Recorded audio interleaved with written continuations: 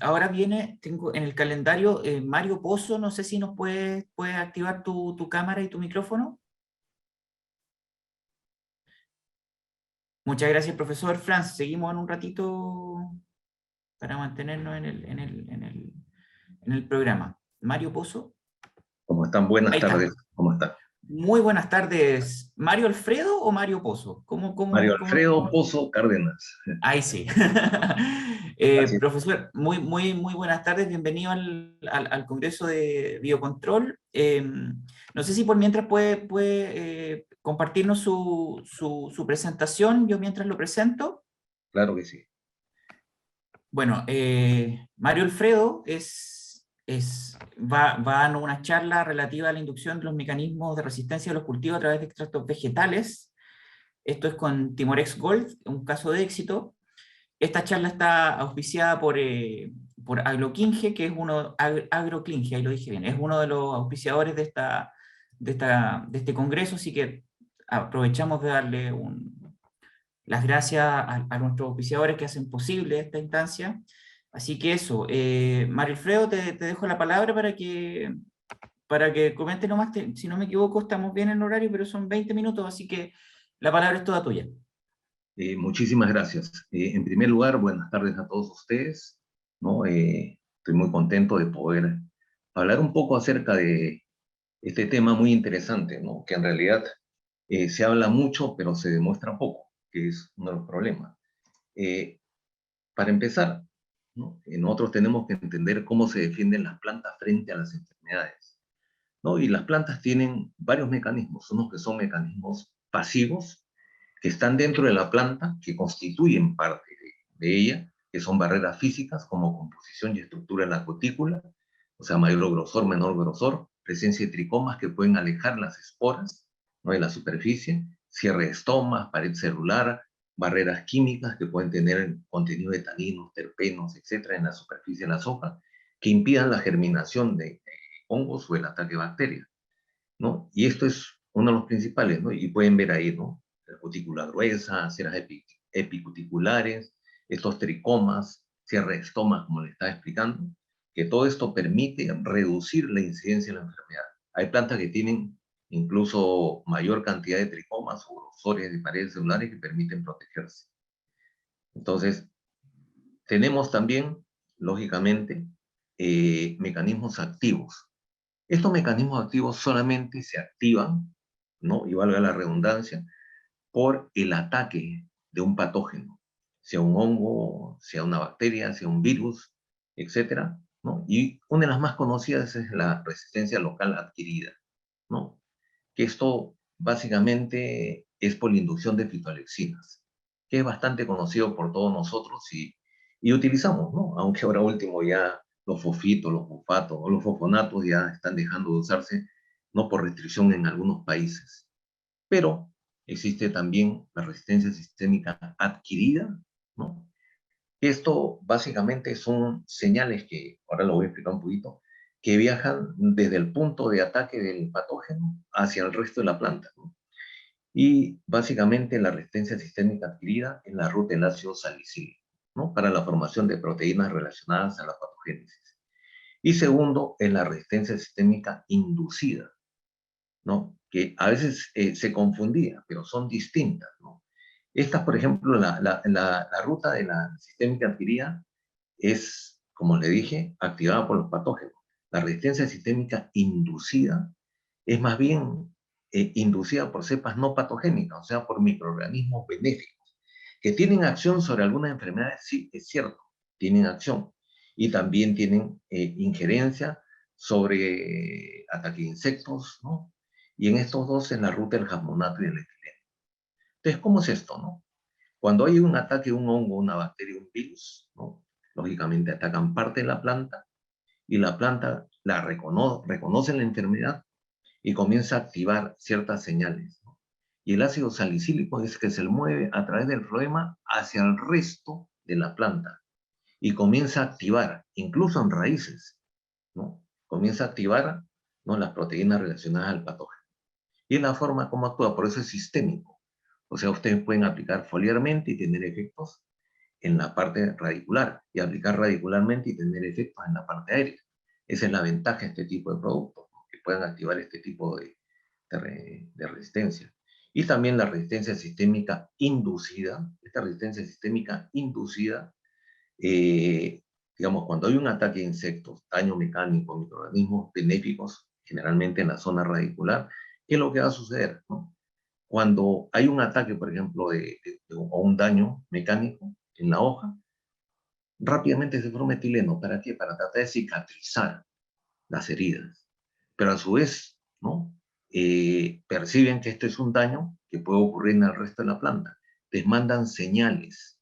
Y las señales que viajan son jasmonatos para activar justamente genes, ¿no? El WIR o el PTI, que son o para, digamos, cerrar heridas rápidamente o también para activar mecanismos de defensa para reducir el ataque de patógenos. Entonces, es así como se forman, ¿no? Entonces, dentro de ellos, los extractos de plantas, o sea, tienen unas características muy especiales que vamos a ver. Las plantas forman defensas naturales contra un montón, digamos, de circunstancias, ¿no? O sea, contra el ataque de microorganismos, que es lo que buscamos nosotros, ataque de virus, bacterias, hongos, para protegerse del exceso de luz, ¿no? Para protegerse de la competencia con otras plantas, para protegerse contra herbívoros, insectos y mamíferos, contra nematodos, etc. Y para ello forman metabolitos secundarios. Y estos metabolitos secundarios son alcaloides, fenoles, glicósidos o terpenos, ¿no? De todo. La planta, ¿y qué es metabolito secundario? Los metabolitos primarios, para entender mejor, son todos los metabolitos que se forman a través de procesos básicos que tiene la planta, como fotosíntesis, respiración, síntesis de ácidos nucleicos, síntesis de aminoácidos, etcétera, que son importantes y vitales para el crecimiento y desarrollo. Los metabolitos secundarios no son esenciales para la supervivencia de la planta, pero sí lo es cuando interaccionan o con el medio ambiente o con los patógenos, porque ahí sí les ayudan a un proceso de adaptación, a un proceso de protección. Y esa es la diferencia, ¿no? Por eso son metabolitos secundarios. Como le dije, son terpenos, compuestos fenólicos, glicósidos, alcaloides, acá les he puesto algunos ejemplos. Pero dentro de esto, los terpenos o terpenoides, ¿no? Son las sustancias más importantes. ¿Por qué? Porque forman hormonas, forman pigmentos, clorofila y todas las demás, y también activan los mecanismos de defensa. Es por eso que estos son sumamente importantes. Entonces, los extractos vegetales, o sea, ahora están tomando un rol muy importante para el control de plagas y enfermedades. O sea, ¿y por qué hay una diferencia con los microorganismos? Porque acá lo que uno hace es extraer los principios activos y ponerlos en determinada concentración en el producto, de tal manera que ustedes usan la dosis que se recomienda y el producto va a trabajar, haya frío, haya calor, haya o no haya materia orgánica, etcétera. Siempre va a trabajar porque actúa como si fuera un químico, ¿no? Y lógicamente hay calidades y calidades, pero son una alternativa real, poseen elevada efectividad, no son contaminantes del medio ambiente y reducen riesgo de resistencia de los hongos porque tienen mecanismos de acción distintos a los plaguicidas comunes y corrientes y tienen múltiples mecanismos de acción generalmente. Por eso es que en el mundo y acá en Perú también hay diferentes tipos de extractos de algas, de Melaleuca alternifolia, de la familia Myrtaceae, del reino Utria sachalinensis, Cinnamomum ceylanicum, que es canela, ¿no? Ajo, ajís, cúrcuma, ¿no? Extractos cítricos, etcétera, ¿no? Y todos ellos, ¿no? Van ganando mercado, ¿no? Y en la medida de que uno va conociéndolos, se va dando cuenta que tiene alternativas reales, ¿no? Para poder utilizarlos dentro de los programas, ¿no? de sanidad. Entonces, ¿qué son soluciones de base botánica? Básicamente, en este caso, voy a hablar de la Melaleuca alternifolia, que es la planta, el árbol del té, ¿no? Pero no es el té común y corriente que tomamos nosotros, sino es el árbol del té australiano, que es la familia Myrtaceae, ¿no? Y crece en condiciones muy agrestes, es por eso que tiene que defenderse contra el medio ambiente, o sea, falta de agua, altas temperaturas y ataque de plagas, insectos, etc. Y enfermedades, por supuesto. Entonces tiene gran concentración de terpenos, tiene más de 100 terpenos, ¿no? Que es una característica que le permite tener muy amplio espectro. Entonces, este extracto del árbol del té tiene 23.8% de ingrediente activo, ¿no? Del extracto de Melaleuca alternifolia, ¿no? Y lo que le permite tener es control sobre ascomicetos, bacillonicetos, deuteromicetos, también tiene efecto bactericida y muestra nuevo y diferente mecanismo y modo de acción. Tiene acción multisitio porque como tiene 100 terpenos distintos, cada uno trabaja de manera distinta, ¿no? Tiene efectos sobre hongos, ¿no? De dos maneras, ¿no? El efecto directo, romper pared y membrana celular, también inhibe respiración, quitándole energía, por supuesto, no le permite formar ATPs. En el caso de las bacterias, ¿no? Nivel quorum sensing. Las bacterias tienen que comunicarse para ser agresivas. Cuando se corta la comunicación entre ellas, que es lo que hace el Timor Gold, ¿no? Las bacterias están, pero no tienen actividad. Por tanto, no se vuelven agresivas y tampoco se multiplican. Y finalmente se desactivan. Y también tiene un efecto, el Timor Gold, sobre la activación de los mecanismos propios de resistencia. Y estamos hablando de los dos mecanismos más importantes: resistencia sistémica adquirida y resistencia sistémica inducida, ¿no? Entonces, el efecto sobre el hongo, básicamente lo pudimos observar directamente con un microscopio de transmisión, y es el siguiente, ¿no? Esta es la célula del hongo, y lo que hace el Timorex es básicamente empezar a hacer que el contenido celular del hongo comience a salir, porque rompe esta pared y esta membrana celular. Entonces, lo que hace es vaciar el contenido en la célula de los hongos. Y eso es lo que lo mata. Entonces, no hay forma que el hongo pueda adquirir resistencia. Aparte, no, las mitocondrias lo que hacen es bloquear el transporte de electrones y, por tanto, no se forman ATPs.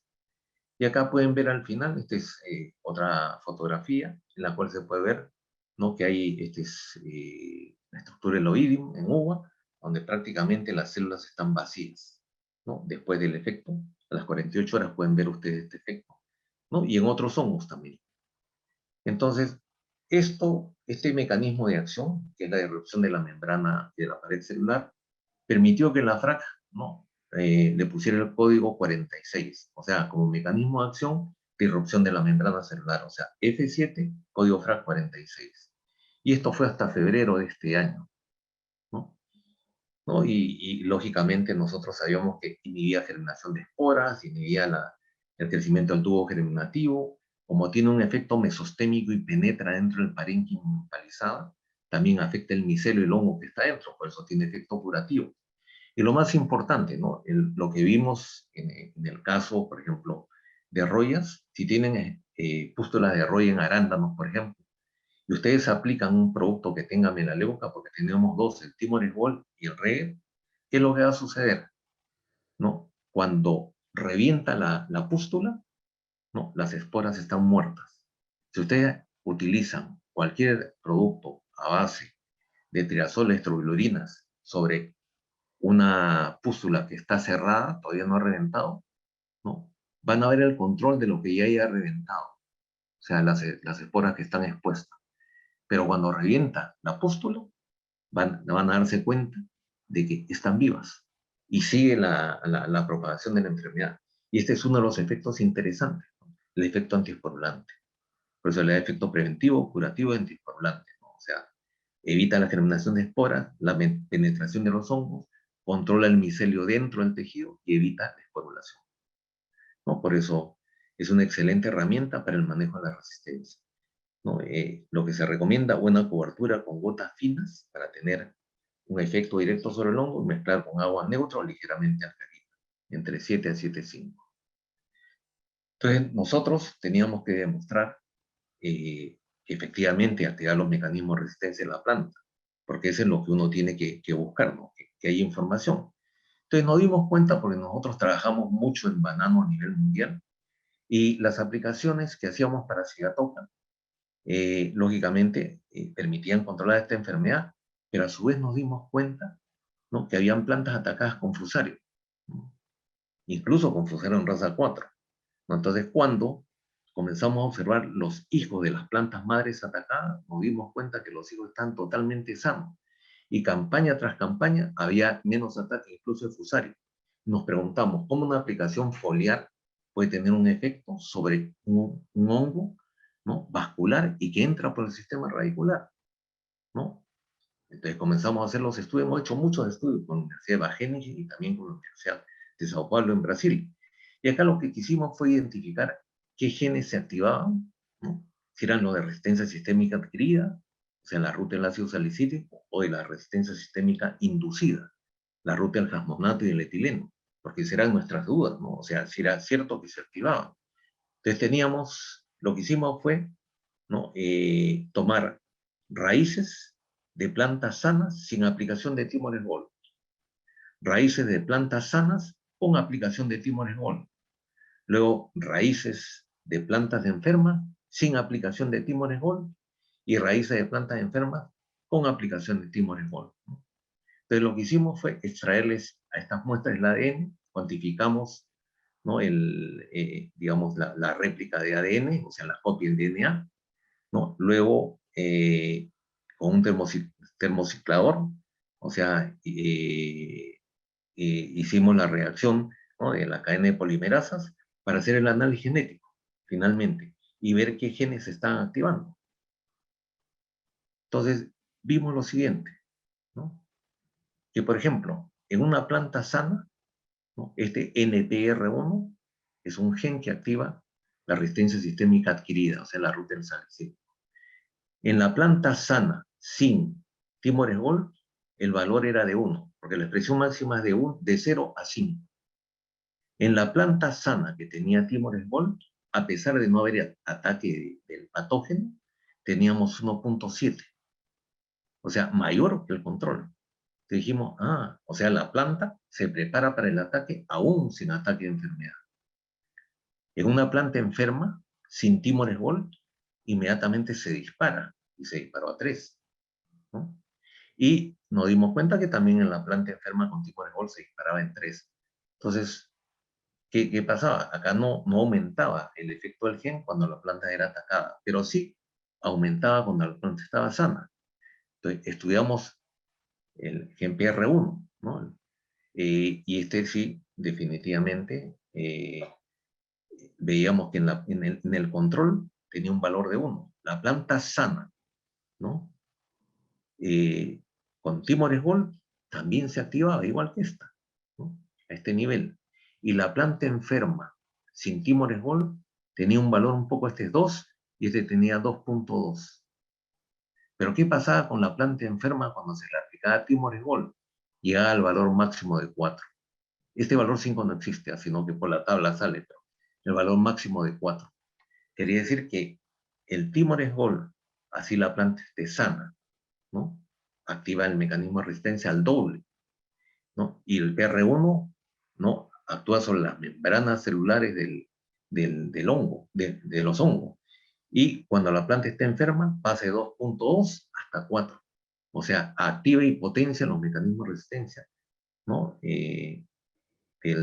La ruta del salicílico. Y evaluamos el PR2, que también activa la resistencia sistémica adquirida. El control y la sana van por ahí. La enferma casi no activa, está igual. Pero ¿qué pasa cuando aplicamos Timones Gold en plantas de enferma? Los valores van de 1 a 2, o sea, se duplica. Y en el caso del PR3 sucedía algo parecido. El control, ¿no? Con respecto a la sana con Timones Gold, el control es sana sin Timones Gold, ¿no? Y un poquito más que la sana. La enferma sí se elevaba prácticamente hasta 2.2, pero la enferma aplicada con Timones Gold pasaba a 3.1, o sea, mucho mayor.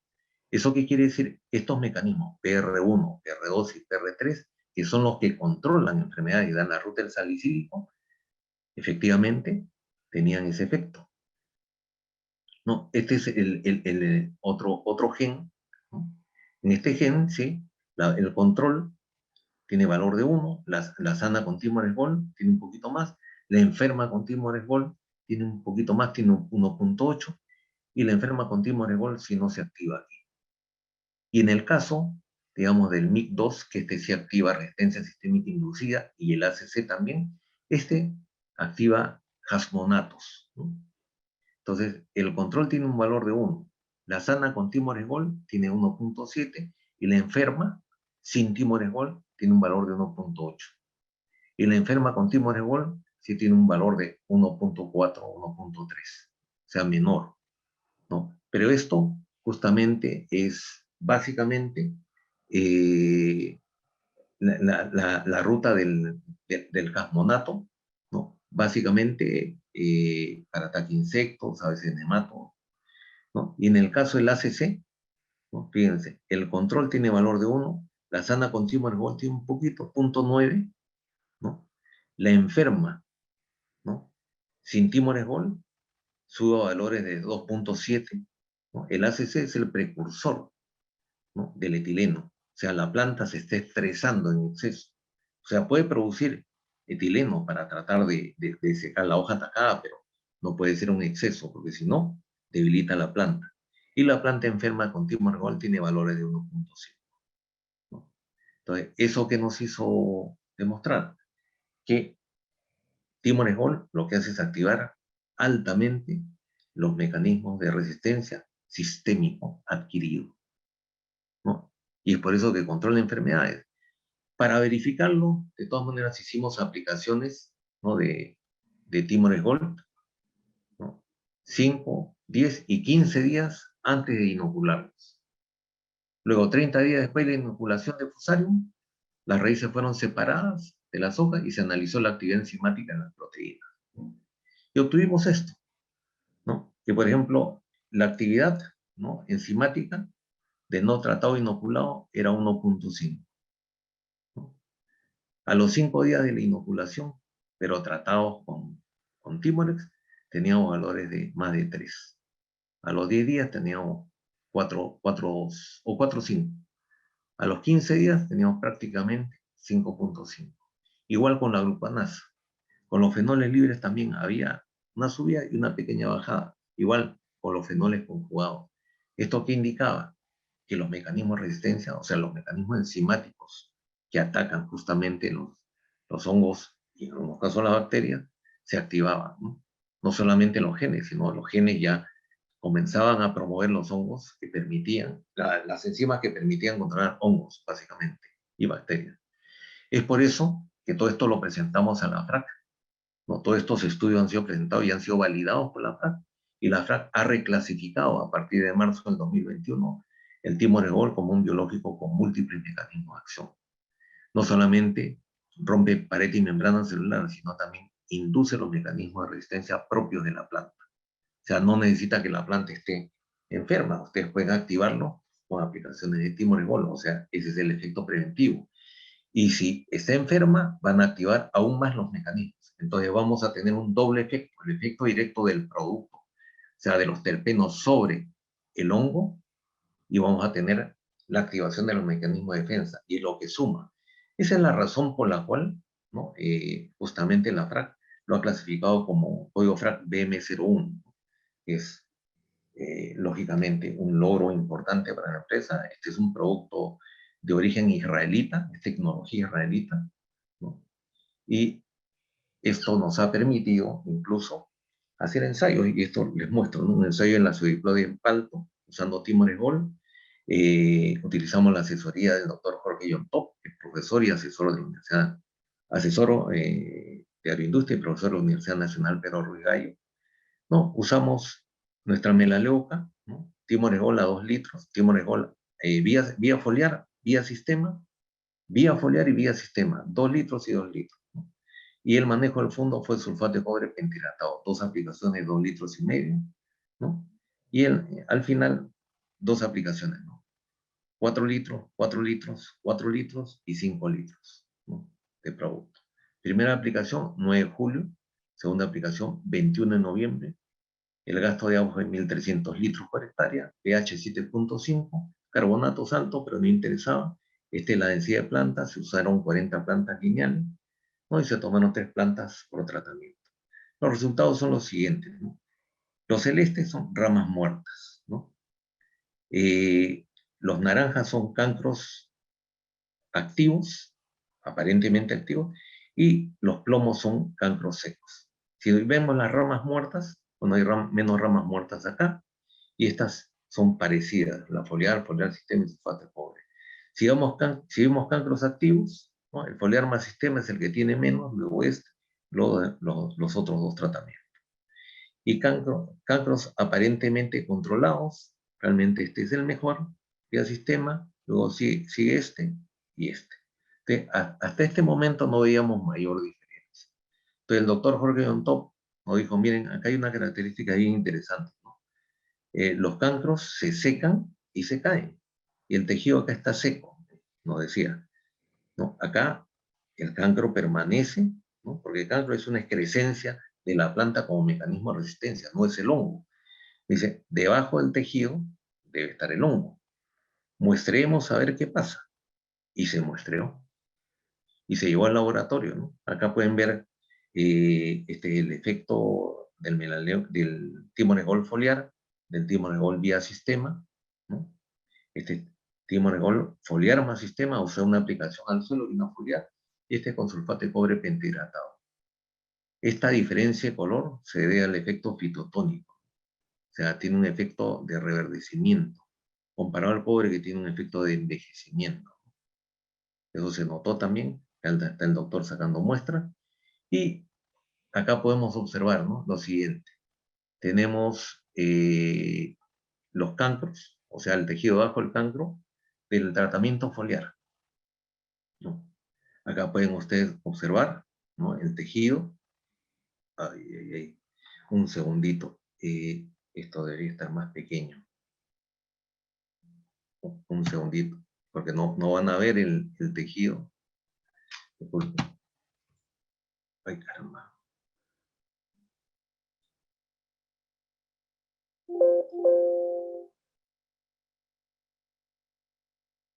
Disculpen. Ay,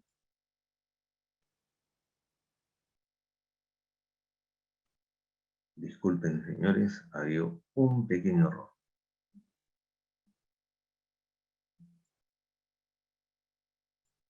Ya, bueno. No sé si están viendo la pantalla.